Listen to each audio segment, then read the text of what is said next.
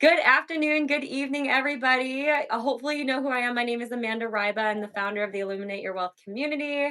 And you guys know I love going live with special guest speakers that are experts in their field. So today I have none other than the gentleman that actually brought the idea of infinite family banking to our company about 5 years ago, I want to say it was. Yeah, Concept has been almost. around for Concept has been around for way longer than that, but people really weren't quite sure how to use it, what to do with it.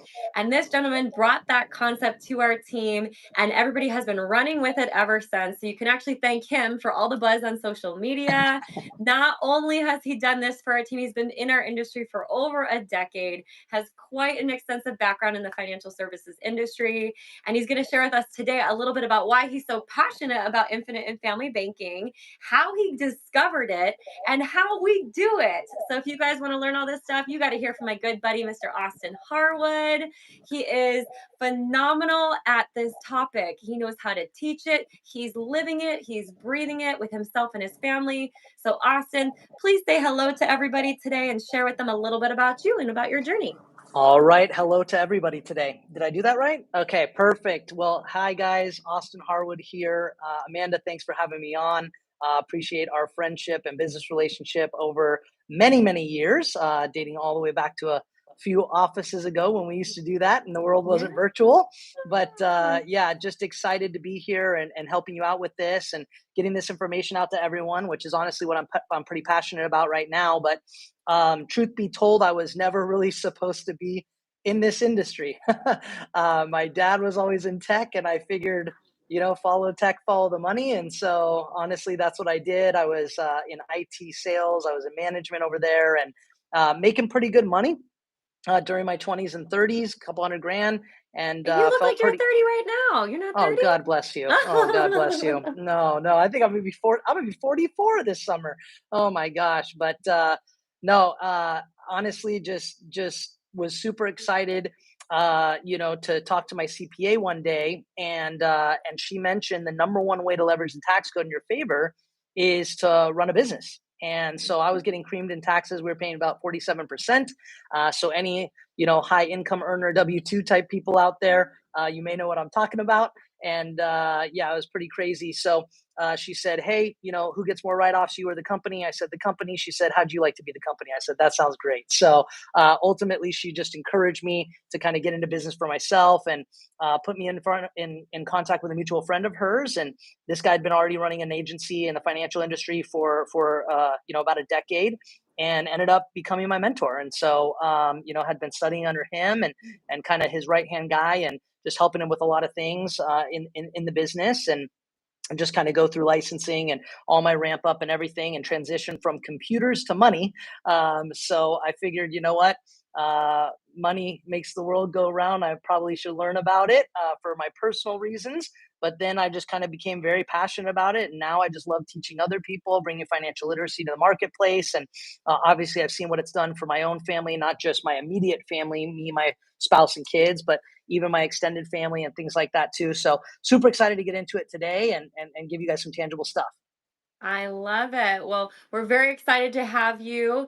And the goal here, you guys, is to bring to you some really valuable information that not only has changed both mine and Austin's life, but a lot of the clients that we work with on a daily basis. Because if you guys follow me on Instagram, on YouTube, anywhere like that, you know that the number one thing that I am the most passionate about is teaching people things to do with their money that the rich and wealthy have been doing for decades.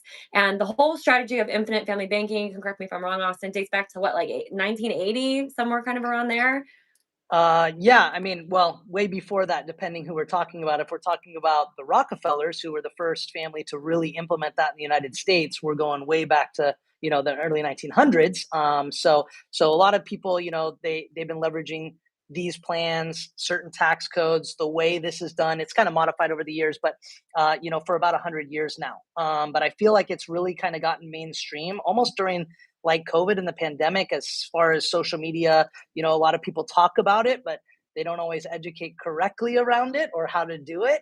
They think it's a product. It's not a product. It's a strategy, Yeah. backed up by products, obviously. But that's what we're here to talk about today. And just kind of dispel any myths and make sure that people are a little more educated out there. Yeah, I love it. And how did you first find out about it? Like, how did this all come your way?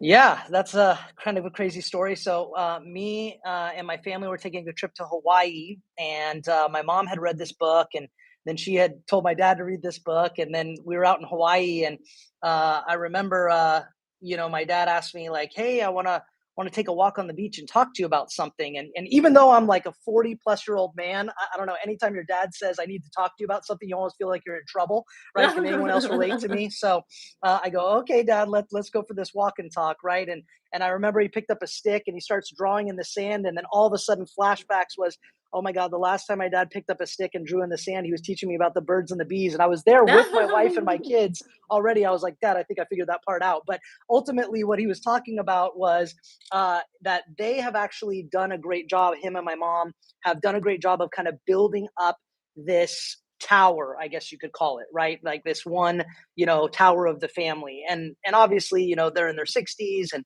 they've had a lot more life experience than me. They've had a lot more time to accumulate assets, whether that's, stock portfolios, real estate, 401ks, like just all the traditional stuff out there.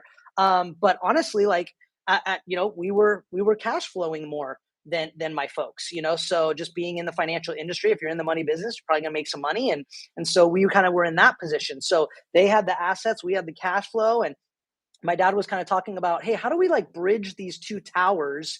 What could actually like bring these things together and kind of create this Harwood legacy, if you will, Mm. down the line? Because you hear a lot about like generational wealth and stuff like that, but no one really ever teaches you how to do it or what components to consider. And so we started talking about this bridge concept, How do we bridge the towers? And ultimately, it was actually a book that we read called What Would the Rockefellers Do? So if you Mm. know about the Rockefeller family, they've actually stayed billionaires for 7 generations now, 7 generations, longest standing billionaire family in the United States history, which is pretty cool. And they even beat out the Vanderbilts, which were actually more wealthy than them at that time. But like typical middle class families, entitlement got in there, spendthrifting got in there, right? They didn't really have a plan for the family wealth or money or anything. So literally 2, 3 generations, boom, everything's done and dusted. And so literally we just kind of talked about that. And my dad getting older, his dad died when he was only like 8 years old. And my mom's dad passed away when she was very young as well. So I never met my grandfathers. And I think, my dad has always appreciated being a grandfather and wanting to continue kind of this Harwood legacy. I'm the last one with that name. And so thank goodness I had 2 boys, because now I got two Yeah. shots to carry that on. And so we kind of talked about that, and we really just implemented a lot of what was in this book.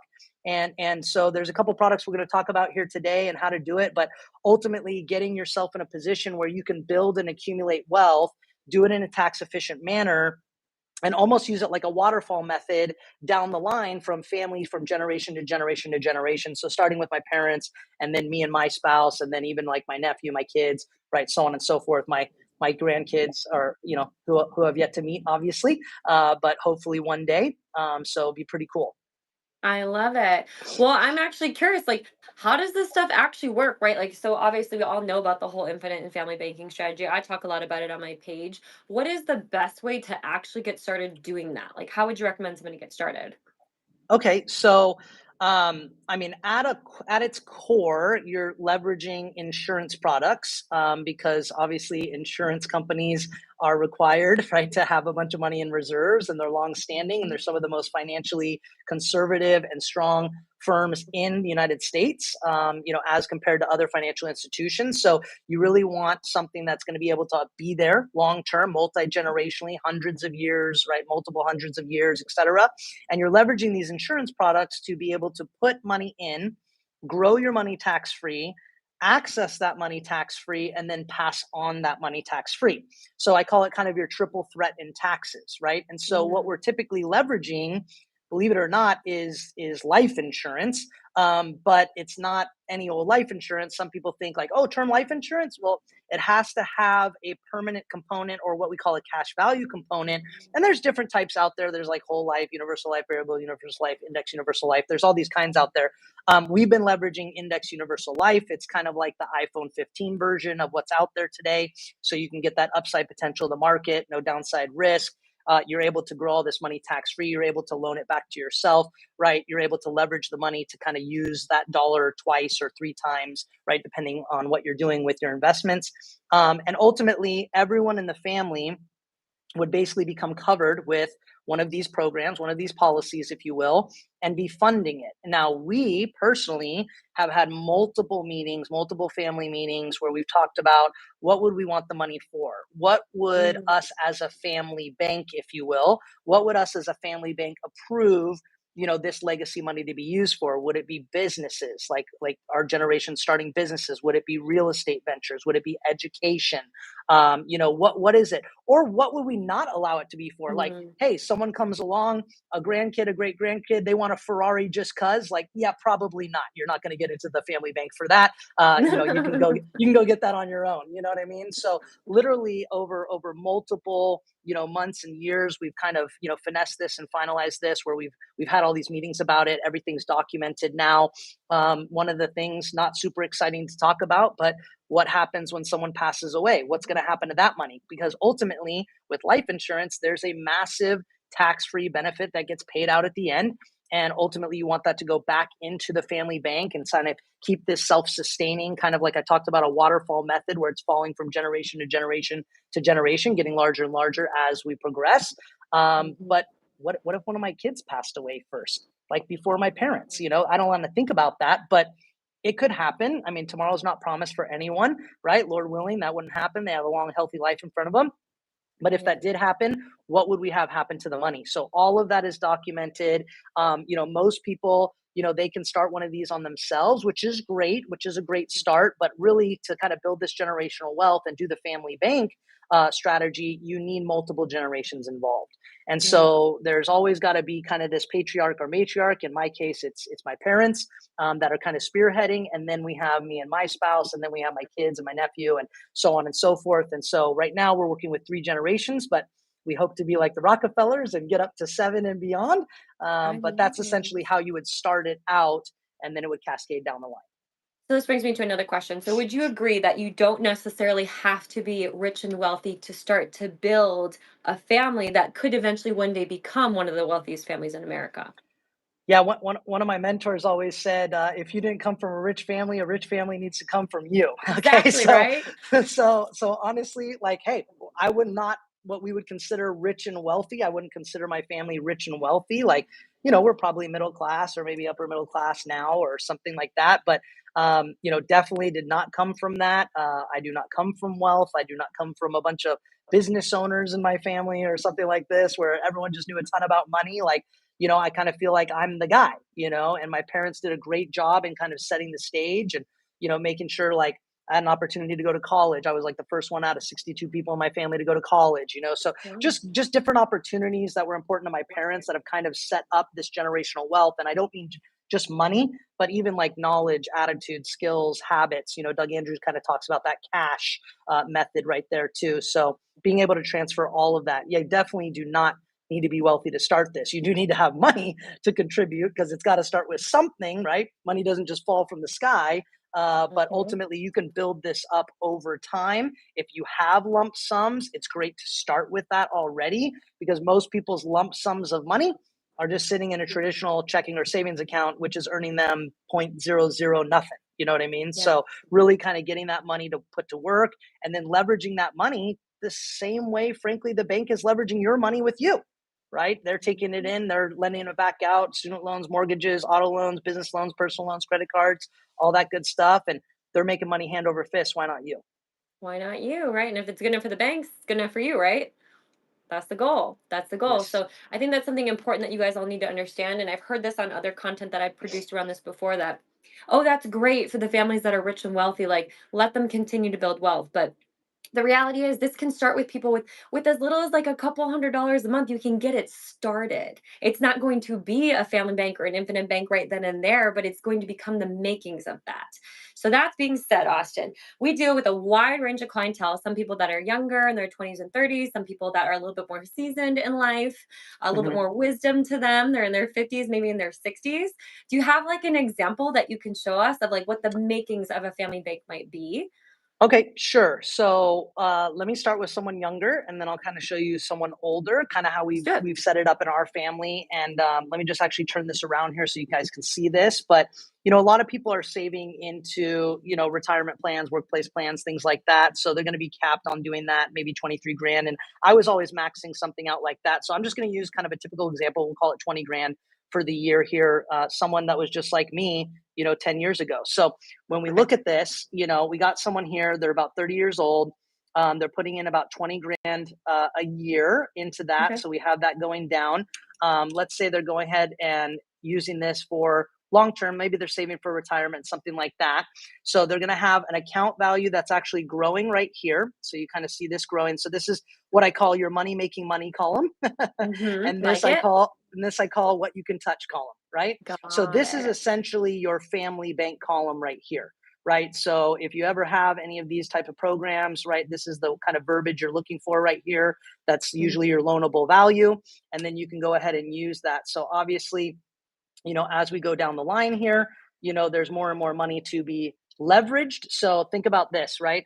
You are there for a couple years, 5 years, 6 years, right? And you go, hey, I want to go ahead and purchase a piece of real estate. So you have 109,000. Mm. Typically, you can touch about 90% of what's in here. So what if I wanted to take out 100 grand? I can go ahead and do that. It's all tax free. Government can't tax a loan, right? Some people are asking, well, why would I loan the money to myself? Right? Because Mm-hmm. you want to make money like the bank. So think about it this way: you take out the 100 grand right here, the insurance company charges you, I don't know, let's say 5%, but you're making literally, I don't know what we had up here, like let's just say 6%, for example, right? Which would be Okay. very conservative in these plans. If you just Google these plans, they typically return about 8 to 12% if you just Google it. Okay. But let's just say it's 6%, they charge you 5. So what are you doing? You're making money leveraging the insurance company's money. Now, here's the kicker: this is not a withdrawal. The reason you do a loan is because you want to keep all this money here making money, Attention. right? Mm-hmm. So do not take this money out. Keep this making money. This is exactly what the banks do, right? You're still good for it. The bank sees you're good for it. So they're going to give you 100. You would still have 113 here making money, but now your next value to use would only be 9,000. Okay, so Got typically that it. would be like an example right there how you can use it. Now, you don't take this out for depreciating assets, you typically take this out for income producing assets. So you want this money you're taking out to continue to make money. So making money in here, place 1, making money wherever you're putting it, place 2. And that's how you use a dollar twice, right? If we look at a typical example for someone who's a little older, maybe, let's say they're in their 50s, okay, maybe they're able to save a little more. So here's something interesting, Amanda, right? Okay. You're not able to save this much money in a retirement plan currently, right? Right. So a traditional workplace plan, you can't do that. So what I Nope. love about these programs, there's no income limits, there's no age limits, right? And so you can put in literally as much as you can get qualified for to put in, as long as you can back it up financially and health wise. Okay. And then same thing over here, right? We just have the money going over here, and we go ahead and be able to leverage. Once again, let me remind you, this is your money making money column, right? This is your money making money column. This is how much you can touch column right here, Got right? So it. that's essentially at a simple form what you're doing. So that's crazy. So for the last guy, I was just saying there's $200,000 in there at the end of the fifth year. That's what he has Yeah, access to be able to borrow out. That's that's exactly right. crazy. That's exactly Okay. right.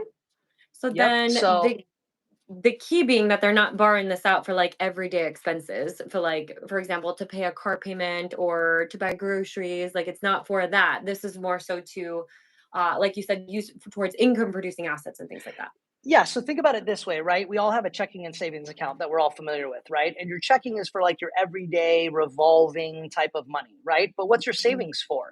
Your savings is for kind of emergency funds, opportunities, set it and forget it. So think about Mhm. this like your savings vehicle, right? But rather than Mhm. having a savings vehicle that makes 0.001%, what if you had a Mm. savings vehicle that averaged 8 to 12% tax free?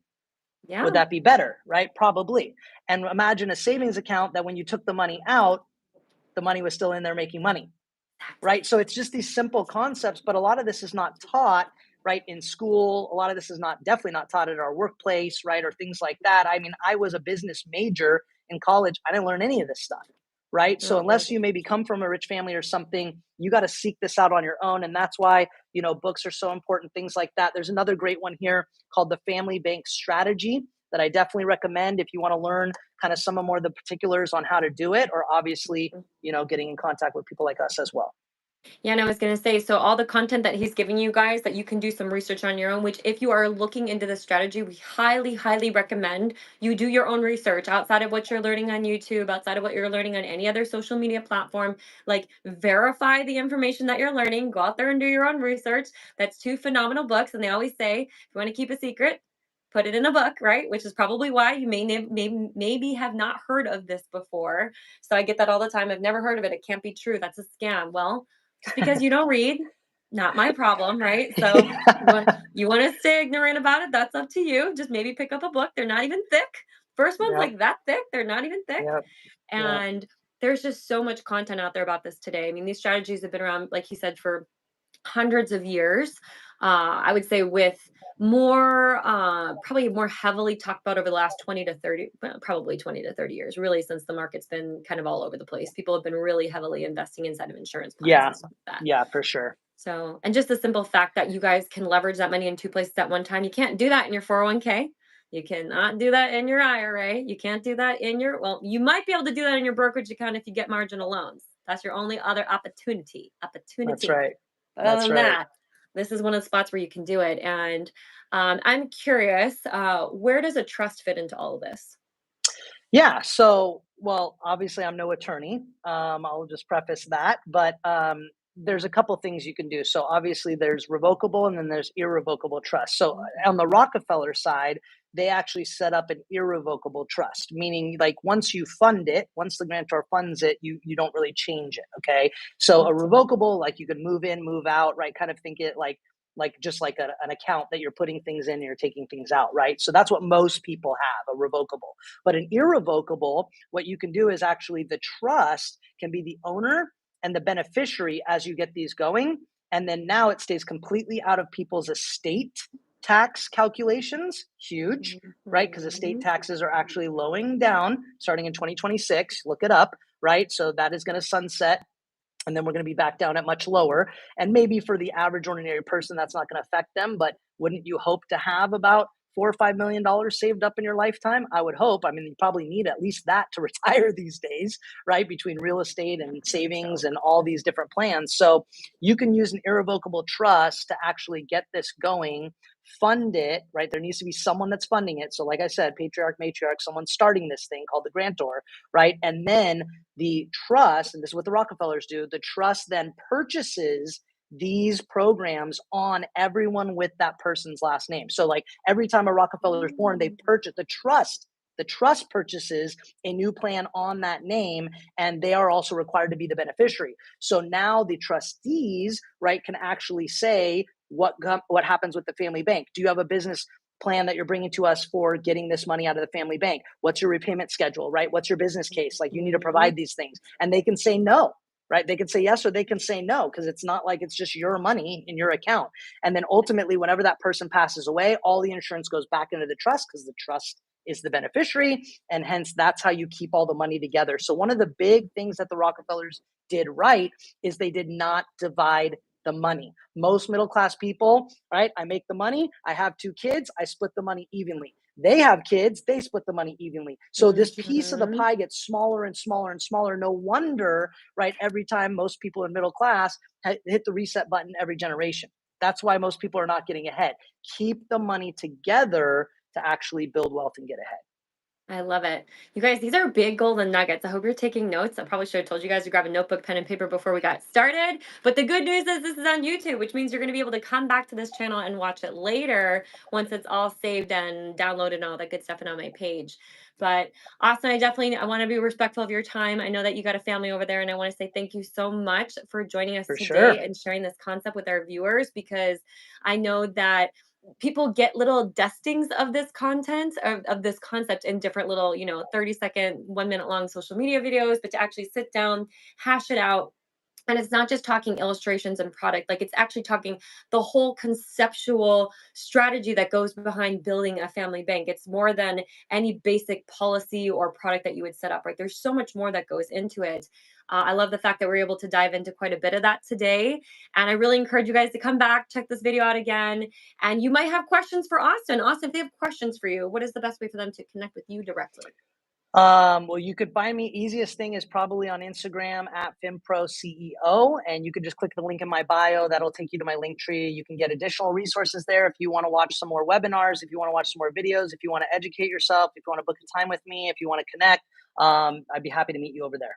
Awesome. And if you guys didn't catch that, it's going to be in the description of this video. I will have it linked to his all of his social media accounts. You guys will be able to get to him directly. And Austin, I was thinking as you were talking, because I know people are going to have questions and they might want to book conversations with us to have a dialogue about this. Would you be open to doing a complimentary consultation with anybody that says they attended this live? Yeah, for anyone that attended this, that would be fine. I'd be willing to do that for you. So if you guys heard that, all you have to do is when you go to his bio, when you go to my bio, whoever you're going to connect with, you guys know how to connect with me. He just told you how to connect with him.